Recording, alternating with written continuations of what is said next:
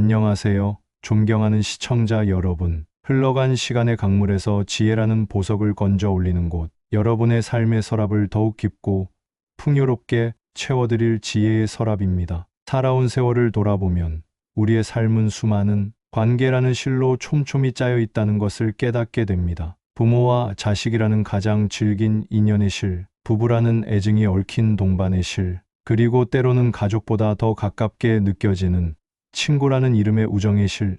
이 실들이 단단하게 엮여 우리를 지탱해 주지만 가장 믿었던 실 하나가 예고 없이 끊어질 때 우리가 딛고 서 있던 인생의 양탄자는 순식간에 허공으로 사라져 버리기도 합니다. 오늘 우리는 바로 그 끊어진 실에 대한 조금은 아프고 쓰라리지만 반드시 우리 마음에 새겨두어야 할 이야기를 나누려 합니다. 바로 믿음과 배신, 그리고 그 폐허 위에서 다시 삶을 일으켜 세우는 지혜에 관한 이야기입니다. 이야기에 앞서 오랜 세월 인류가 경험으로 체득한 명언 몇 가지를 먼저 읽어드리겠습니다. 마치 먼 나라의 예시 이야기처럼 들리실 수도 있습니다. 하지만 제 이야기가 한 겹 한 겹 펼쳐질수록 이 글자들이 왜 단순한 문장이 아니라 우리 삶을 지키는 방패가 되는지 가슴 깊이 느끼시게 될 겁니다. 적을 용서하기는 쉬워도 친구를 용서하기는 어렵다.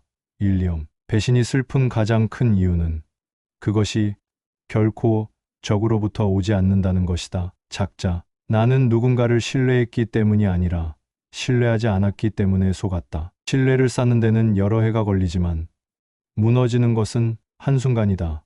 로버트 솔로몬. 이 지혜의 문장들을 잠시 마음의 볕 좋은 자리에 놓아두시고 이제 제 삶의 가장 추웠던 겨울, 그 지독했던 시간 속으로 함께 걸어가 보겠습니다. 일부 40년 우정, 바위보다 단단했던 믿음. 제게는 박서방, 아니 지금은 차마 그 이름조차 부르기 힘든 박씨라는 친구가 있었습니다. 풋풋한 17, 까까머리에 교복을 입고 골목길을 누비던 시절부터 손주들의 재롱을 보며 머리에 하얀 서리가 가득 내릴 때까지 무려 40년이라는 긴 세월을 한결같이 함께한 것이었습니다. 40년의 세월, 말이야 쉽지 그 안에는 저희 두 사람의 인생이 고스란히 녹아 있었습니다. 제가 사업에 실패하여 길거리에 나앉을 뻔했을 때 자신의 집 전세금을 빼서 선뜻 내어주며 친구야, 기죽지 마라. 다시 일어서면 되지. 라며 어깨를 두드려주던 녀석이었습니다. 제 아이가 밤새 열이 펄펄 끓어 사경을 헤맬 때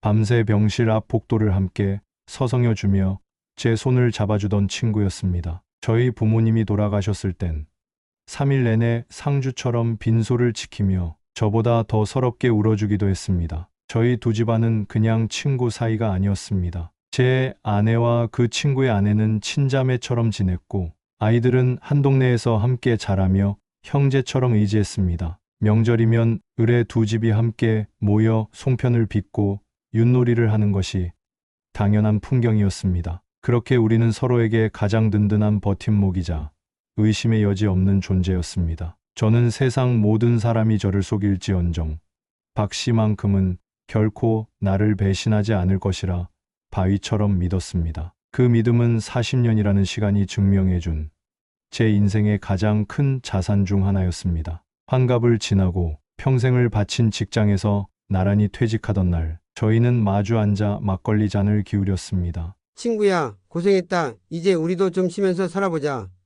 그래, 전국으로 낚시 여행이나 실컷 다니자. 자네는 낚싯대만 챙겨. 나머진 내가 다 준비할게. 그렇게 소박하지만 행복한 노후를 함께 꿈꾸었습니다. 퇴직금과 알뜰살뜰 모아온 저축은 비록 강남의 아파트를 살 만큼은 아니었지만 두 노부부가 큰 걱정 없이 서로를 돌보며 살아가기에는 충분한 금액이었습니다. 하지만 인간의 마음속에는 늘 조금 더라는 욕심이 도사리고 있나 봅니다. 그 평온했던 노후의 문턱에서 비극은 가장 달콤한 얼굴을 하고 찾아왔습니다. 이부 달콤한 속삭임, 견고한 성벽의 균열. 어느 화창한 봄날이었습니다. 박 씨가 평소와는 달리 잔뜩 상기된 얼굴로 저를 찾아왔습니다. 그의 손에는 두툼한 서류 봉투가 들려 있었습니다. 친구야, 내 말 잘 들어봐. 이건 하늘이 우리에게 주신 마지막 기회다. 그가 펼쳐 보인 것은 복잡한 도표와 희망적인 전망으로 가득 찬 친환경 에너지 사업 계획서였습니다. 자신이 오랫동안 지켜봐 온 믿음직한 후배가 있는데 정부 지원까지 받는 신기술 사업을 시작한다는 것이었습니다. 이미 국내 굴지의 대기업과 납품, 계약이 구두로 완료되었고 특허 출원까지 마쳤다며 관련 서류까지 보여주었습니다. 초기 투자자에게만 특별히 기회를 주는데 원금은 100% 보장될 뿐만 아니라 1년 안에 최소 2배, 잘하면 3배까지 수익을 낼 수 있다는 그야말로 귀가 번쩍 뜨이는 이야기였습니다. 지금 와서 돌이켜보면 그가 보여준 서류들은 조잡하기 짝이 없었고 그의 말은 현실성이 떨어지는 허풍이었습니다. 하지만 그때의 제게는 40년 지기 친구의 흥분된 목소리와 확신에 찬 눈빛이 그 어떤 공증 서류보다 더 강력한 힘을 발휘했습니다. 제가 잠시 망설이는 기색을 보이자 그는 제 아내를 공략하기 시작했습니다. 형수님, 제가 누굽니까? 제가 김서방 눈에 눈물 나게 할 사람입니까? 이거 정말 확실합니다. 이 박 아무개가 제 전 재산과 이름을 걸고 보장합니다. 그는 심지어 자신의 아내까지 데려와 우리도 이 사업에 돈을 넣었다며 저희를 안심시켰습니다. 며칠 밤을 뜬 눈으로 세웠습니다. 통장에 찍힌 숫자는 단순한 돈이 아니었습니다. 그것은 제가 가족을 위해 비가 오나 눈이 오나 출근했던 성실함의 증거였고 아내가 아이들 학원비 한 번 밀리지 않으려 푼돈을 아껴가며 모았던 희생의 기록이었습니다. 이것을 잃으면 우리 부부의 삶 전체가 부정당하는 것 같아 두려웠습니다. 하지만 다른 한편으로는 박 씨의 말이 사실이라면 고생만 한 아내에게 번듯한 집 한 채 사줄 수 있을 것이고 결혼하는 자식들 손에 두둑한 봉투를 쥐어줄 수 있을 거라는 욕심이 스멀스멀 피어올랐습니다. 이성은 위험하다고 경고했지만 욕망은 이번 한 번만이라고 속삭였습니다. 결정적으로 제 이성의 빗장을 무너뜨린 것은 어느 날 저녁 그가 던진 한마디였습니다. 그는 제 어깨에 손을 얹고 상처받은 듯한 표정으로 말했습니다. 친구야, 너 혹시 나 의심하는 거냐? 우리 40년 세월이 그것밖에 안 됐나? 그 한마디에 저는 무너졌습니다. 그를 의심하는 것은 우리의 40년 우정을 배신하는 것이라 생각했습니다. 그를 믿지 못하는 것은 제 인생의 절반을 부정하는 것이라 여겼습니다. 저는 아내와 상의 끝에 퇴직금과 노후 자금을 모두 끌어모아 그의 후배라는 사람의 계좌로 송금했습니다. 돈을 보낸 날 오히려 마음이 편안해졌습니다. 불안감은 사라지고 친구와 함께 맞이할 풍요로운 노년에 대한 기대로 가슴이 부풀었습니다. 저는 가장 위험한 다리를 건너면서도 눈을 감고 친구의 손만 잡고 있었던 셈입니다. 3부 무너진 성벽, 차디찬 현실의 민낯, 투자의 첫 두세 달은 환상 그 자체였습니다. 박 씨는 약속대로 초기 배당금이라며 매달 제법 큰 돈을 봉투에 담아 가져다 주었습니다. 저는 그 돈으로 평생 처음 아내와 해외여행을 다녀왔고 손주들에게 최신형 장난감을 사주며 으쓱해하기도 했습니다. 아내는 역시 박서방은 믿을 만하다며 저보다 더 그를 신뢰했습니다. 그 돈이 사실은 제 돈에서 나온 일부, 즉 더 큰 사기를 위한 미끼였다는 사실은 꿈에도 모른 채 말입니다. 문제는 약속했던 6개월이 지나면서부터 시작되었습니다. 그의 전화가 눈에 띄게 뜸해졌습니다. 전화를 걸면 회의 중이라는 핑계로 받지 않았고 문자에 대한 답장도 점점 늦어졌습니다. 불안한 마음에 진행 상황을 물으면 친구가 큰일이라는 게 하루아침에 되겠나? 좀 믿고 기다려봐 라며 오히려 저를 타박했습니다. 그의 목소리에서 예전의 자신감은 사라지고 어딘가 모를 초조함과 짜증이 묻어났습니다. 약속했던 1년이 되던 날 저는 더 이상 기다릴 수 없어 그에게 전화를 걸었습니다. 하지만 돌아온 것은 지금 거신 번호는 없는 번호입니다. 라는 차가운 기계음뿐이었습니다. 심장이 쿵 하고 바닥 없는 나락으로 떨어지는 기분이었습니다. 설마 하는 마음으로 그의 집으로 달려갔습니다. 하지만 초인종을 아무리 눌러도 대답이 없었고 우편함에는 독촉장만 가득 쌓여 있었습니다. 이웃에게 물으니 한 달 전쯤 밤에 짐을 싸서 어디론가 떠났다는 절망적인 대답이 돌아왔습니다. 정신없이 그가 알려줬던 사업체 주소로 달려갔습니다. 그곳에는 번듯한 사무실 대신 임대문에 딱지가 붙은 텅 빈 공간만이 저를 비웃듯 맞이했습니다. 그제야 저는 인정할 수밖에 없었습니다. 모든 것이 사기였습니다. 40년 우정을 담보로 한 제 인생을 송두리째 앗아간 잔인한 사기극이었습니다. 돈, 평생을 바쳐 모은 그 돈을 잃었다는 사실에 피가 거꾸로 솟았습니다. 하지만 그것은 고통의 시작에 불과했습니다. 돈보다 더 아픈 것은 인간에 대한 믿음, 세상에 대한 신뢰, 그리고 제 자신에 대한 존중이 한꺼번에 무너져 내렸다는 사실이었습니다. 그와 함께 웃고 울었던 40년의 모든 순간들이 저를 속이기 위한 치밀한 연기였다고 생각하니 온몸에 피가 차갑게 식는 것 같았습니다. 집으로 돌아와 망연자실하게 앉아있는 저에게 아내가 물었습니다. 여보, 무슨 일 있어요?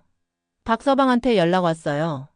저는 차마 아내의 얼굴을 볼 수가 없었습니다. 그리고 아내에게 모든 사실을 털어놓았을 때 아내의 얼굴에서 핏기가 사라지는 것을 보았습니다. 그 순간 저는 돈뿐만 아니라 제 삶의 가장 소중한 것을 잃었음을 깨달았습니다. 바로 가장으로서의 자존심과 아내의 신뢰였습니다. 그날 이후 저희 세상은 완벽하게 무너졌습니다. 사부대인 기피증, 빛을 등진 그림자의 삶, 세상 모든 소음이 저를 향한 손가락질처럼 들렸습니다. TV에서 웃고 떠드는 사람들, 길거리에서 장사하는 상인들, 심지어 정답게 지저귀는 새소리마저도 제 불행을 조롱하는 것 같았습니다. 오랜 지인에게서 걸려온 안부 전화는 제 소식을 캐내려는 불순한 의도로 느껴졌고, 어려운 일은 없냐는 걱정은 제 상처를 헤집는 잔인한 확인 사살처럼 들렸습니다. 저는 스스로를 방이라는 작은 동굴 속에 가두었습니다. 창문에는 두꺼운 암막 커튼을 쳐서 한낮에도 밤처럼 지냈습니다. 하루 종일 하는 일이라고는 천장에 무늬를 새거나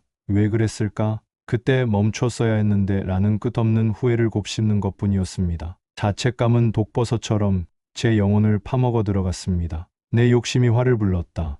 나는 평생을 헛산 바보다. 이런 생각들은 쇠사슬이 되어 저를 꽁꽁 묶었습니다. 사람을 만나는 것이 끔찍하게 두려워졌습니다. 누군가와 눈을 마주치는 순간 그 눈동자에 비친 한심한 늙은이라는 경멸을 잃게 될까봐 겁이 났습니다. 가족들의 얼굴을 보는 것도 고문이었습니다. 걱정과 연민이 가득한 그들의 표정은 제 실패를 끊임없이 상기시키는 거울과도 같았습니다. 자식들이 아버지 힘내세요. 저희가 있잖아요. 라고 위로할 때마다 저는 오히려 더 깊은 수치심에 빠져들었습니다. 어느 날은 통장에 남은 잔액을 확인하러 은행에 가야 했습니다. 집을 나서기 전부터 심장이 미친 듯이 뛰었고 식은땀이 흘렀습니다. 은행 문 앞에서 안에 있는 사람들과 마주칠 용기가 나지 않아 한 시간을 서성이다. 결국 집으로 돌아오고 말았습니다. 그때 깨달았습니다. 저는 세상으로부터 완벽하게 고립되었구나. 스스로 만든 감옥에 갇힌 죄수처럼 빛을 등지고 그림자 속에서 서서히 썩어가고 있었습니다. 그것은 살아있는 죽음과도 같았습니다. 오부작은 균열, 다시 세상의 빛으로 그렇게 계절이 두어 번 바뀌었을까요? 어느 늦가을 오후, 먼지가 뽀얗게 쌓인 창문 틈으로 기어들어온 한 줄기 햇살이 제 눈을 찔렀습니다. 저는 무심코 창가로 다가가 커튼을 살짝 걷었습니다. 그곳에는 제가 완전히 잊고 있었던 작은 난초 화분이 있었습니다. 물 한 모금 얻어 마시지 못해 잎은 누렇게 뜨고 비쩍 말라 있었지만 그 메마른 줄기 끝에서 믿을 수 없게도 아주 작은 연두빛 새순 하나가 필사적으로 돋아나고 있었습니다. 그 가녀린 생명의 몸짓을 보는 순간 제 안에서 무언가 툭 하고 끊어지는 소리가 들렸습니다. 저것 좀 봐라. 저 작은 풀잎 하나도 저렇게 살겠다고 안간힘을 쓰는데 나는 대체 뭘 하고 있는 건가? 스스로를 동굴에 가두고 박 씨에 대한 증오와 나 자신에 대한 혐오에 사로잡혀 남은 인생마저 잿더미로 만들고 있는 제 모습이 비참하게 느껴졌습니다. 그날 저는 그 난초 화분에 아주 오랜만에 물을 주었습니다. 그리고 아주 작은 결심을 했습니다. 살자. 이렇게 죽은 듯이 살 수는 없다. 다시 살아보자. 다음 날 저는 몇 달 만에 처음으로 샤워를 하고 가장 깨끗한 옷으로 갈아입었습니다. 그리고 현관문을 열고 집 밖으로 나섰습니다. 눈부신 햇살에 눈을 뜰 수 없었고 사람들의 시선이 여전히 등 뒤에 칼날처럼 박히는 듯했지만 저는 고개를 숙인 채 무작정 걸었습니다. 아파트 단지를 한 바퀴, 그리고 또 한 바퀴. 그것은 저의 작은 저항의 시작이었습니다. 매일 아침 저는 어김없이 밖으로 나가 걸었습니다. 처음에는 땅만 보고 걸었지만 조금씩 고개를 들어 하늘을 보고 나무를 보고 지나가는 사람들의 발을 보았습니다. 자연은 저를 판단하지 않았습니다. 불어오는 바람은 제 뺨에 눈물 자국을 말려주었고 따스한 햇살은 제 얼어붙었던 어깨를 녹여주었습니다. 그러다 동네 도서관에 발을 들여놓게 되었습니다. 그곳은 사람들은 많았지만 누구도 저에게 말을 걸지 않았습니다. 저는 그 고요한 익명성 속에서 안도감을 느끼며 닥치는 대로 책을 읽기 시작했습니다. 역사, 철학, 문학, 책 속에는 저보다 더한 고통과 절망을 겪고도 결국에는 이겨낸 사람들의 이야기가 강물처럼 흐르고 있었습니다. 그들의 지혜를 한 줄 한 줄 마음에 새기며 저는 제 상처를 조금 더 멀리서 객관적으로 바라보는 연습을 시작했습니다. 어느 날 공원 벤치에 앉아 책을 읽고 있는데 한 아이가 제게 다가와 물었습니다. 할아버지 지금 몇 시예요? 저도 모르게 아이와 눈을 마주치고 시간을 알려주었습니다. 고맙습니다, 할아버지. 해맑게 웃으며 달려가는 아이의 뒷모습을 보는데 제 안에 얼어붙었던 무언가가 녹아내리며 뜨거운 눈물이 흘렀습니다. 그렇구나. 세상은 아직 끝나지 않았구나. 따뜻한 미소와 순수한 마음이 여전히 세상 곳곳에 숨쉬고 있구나. 그것은 제가 다시 세상과 연결된 기적과도 같은 순간이었습니다. 육부지혜의 서랍을 채우며 다시 일어서는 법. 존경하는 시청자 여러분, 제가 40년 지기 친구에게 모든 것을 잃고 스스로를 가둔 감옥에서 걸어 나오기까지 결코 짧지 않은 시간이 걸렸습니다. 그 어둡고 긴 터널을 지나오며 저는 돈으로는 절대 살 수 없는 몇 가지 귀한 지혜를 얻었습니다. 오늘 지혜의 서랍을 통해 제가 피와 눈물로 얻은 이 지혜들을 시청자 여러분과 함께 나누고자 합니다. 첫째, 가장 가까운 사이일수록 건강한 거리가 필요하다는 것을 배웠습니다. 우리는 흔히 친하다는 이유로 모든 것을 공유하고 어떤 경계도 없이 서로의 삶에 개입하는 것을 우정이라 착각합니다. 하지만 진정한 관계는 서로의 영역을 존중하는 것에서 시작됩니다. 특히 돈 문제는 아무리 막역한 사이라도 명확한 선이 필요합니다. 친구가 달콤한 제안을 해올 때 너를 믿으니 무조건 하겠다가 아니라 너를 아끼기에 더 신중하게 검토해 보겠다고 말할 수 있는 용기가 필요합니다. 이것은 상대를 의심하는 냉정함이 아니라 나와 내 가족, 그리고 우리의 소중한 관계마저 지키기 위한 현명함입니다. 둘째, 세상에 쉬운 돈, 특별한 기회는 없다는 평범한 진리를 뼈에 새겼습니다. 만약 누군가 유독 당신에게만 당신은 특별하니까 라며 비밀스러운 고수익 정보를 제공한다면 열의 9은 당신의 지갑을 노리는 사냥꾼일 가능성이 높습니다. 원금 보장, 단기간 고수익이라는 말은 세상에서 가장 비싼 미끼입니다. 그것을 무는 순간 당신의 삶 전체가 끌려 들어갈 수 있습니다. 느리고 정직하게 땀으로 얻은 결실만이 진짜 내 것이 된다는 사실을 잊지 마십시오. 셋째, 가장 먼저 나 자신을 용서해야만 다시 시작할 수 있다는 것을 깨달았습니다. 사기를 당하면 분노의 화살은 결국 자기 자신에게로 향합니다. 어리석었던 나, 욕심부렸던 나를 자책하며 스스로를 끝없이 학대합니다. 하지만 기억하십시오. 속이려 작정한 사람을 당해낼 장사는 없습니다. 당신은 피해자일 뿐 죄인이 아닙니다. 스스로를 용서하지 않으면 그 상처는 영원히 아물지 않는 족쇄가 되어 당신을 과거에 묶어둡니다. 그럴 수도 있었다. 그땐 그럴 수밖에 없었다 하고 스스로의 어깨를 토닥여 주십시오. 자기 자신과의 화해가 바로 회복의 첫걸음입니다. 넷째, 신뢰는 다시 배울 수 있는 기술이라는 것을 알게 되었습니다. 한 번 배신을 당하면 모든 사람이 적으로 보입니다. 이것을 과잉 일반화의 오류라고 합니다. 한 사람의 악행 때문에 세상 모든 사람의 선의를 의심하는 것은 구더기 무서워 장 못 담그는 것과 같습니다. 물론 예전처럼 순진하게 믿을 수는 없을 겁니다. 하지만 신중한 신뢰는 가능합니다. 상대의 말을 듣고 그의 행동을 시간을 두고 지켜보고 작은 약속들이 지켜지는 것을 확인하며 서서히 믿음을 쌓아가는 것입니다. 이것은 두려움이 아니라 나를 지키는 지혜입니다. 마지막으로 잃어버린 나의 세상을 다시 찾아야 한다는 것입니다. 친구를 잃고 돈을 잃었을지언정 나의 취미와 나의 기쁨, 나의 공동체마저 잃어서는 안 됩니다. 저는 도서관에서 책을 읽으며